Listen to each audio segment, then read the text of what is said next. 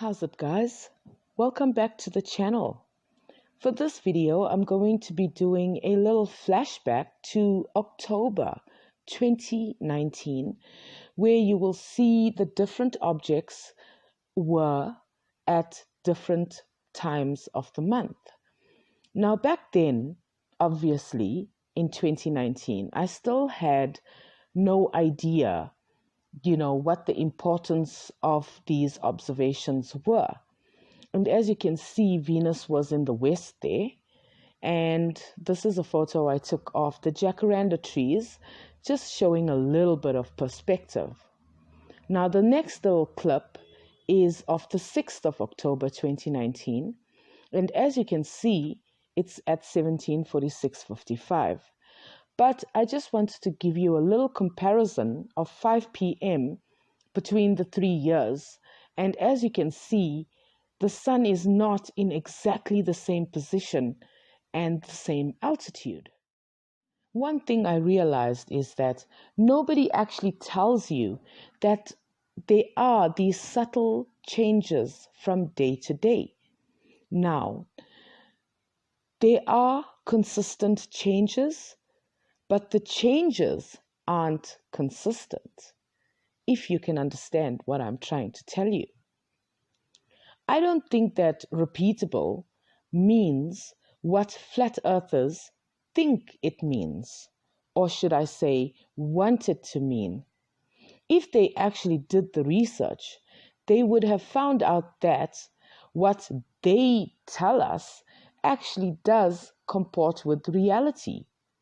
Now, I am at the repeatable part of my observations, and what I can tell you is that at no given time, now or in the future, will I find these objects in exactly the same position at the same time.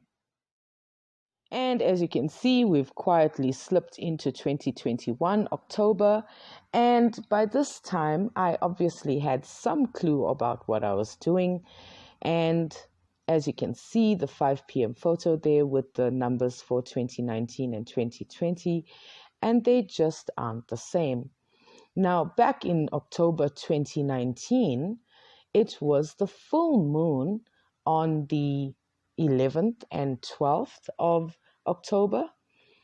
But for 2021, we are with the waxing crescent. As you can see, I put the number there, 5.8% of the moon was visible, right?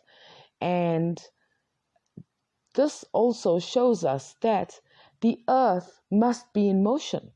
Why are these objects not consistent in where we see them from day to day if the earth is not in motion and it's just those objects in motion? Why is it that these numbers change from day to day? So I really have to ask flat earthers, what causes the objects to actually change their position from day to day from our vantage point? Because if the earth is stationary and these objects are just whizzing around atop the earth, why don't they just stay the same? Why do they change from day to day? As you saw in the previous clip, the moon and Venus were further apart, and a day later, they look like they are getting closer together. And then you move it one day ahead, and you will find that the moon is on top and Venus is at the bottom. If the earth were flat and stationary and all these objects were moving around the earth, why do they change their position like this? Their positions should actually be consistent and constant. What causes them to change their positions? And what causes the moon to be on the one horizon in the evening, like in these photos, and then the next morning they are on the opposite horizon? But we know what the orbital velocity of the moon is. It's between 0.9 and 1.08 kilometers per second. So when we do the calculation, we find that the moon only travels about 88,000 kilometers in a 24-hour period. So, but the moon actually takes 27 and a half days to go around the earth, right? So how are these observations possible on a flat and stationary earth? Let's even go further.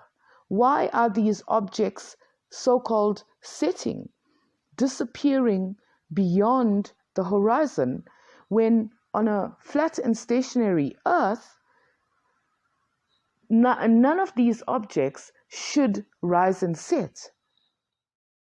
And also, I would like you to take note of where the moon was setting there towards the left of the church, and where it is setting for the next 3 days, because I did do an overkill of the moon observation 4 days in a row.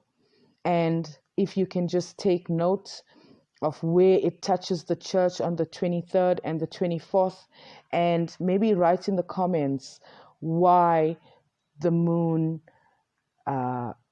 changes where it is heading down towards the horizon, if the earth is flat and stationary and has no influence on how we observe the moon. That's it for this video, guys. If you've made it this far, thank you so much for watching. Please comment, like, subscribe to the channel, and ring that bell. If you might be so inclined, please support me on PayPal or check out my Amazon wishlist. Please, guys, stay safe, and I will catch you in the next video.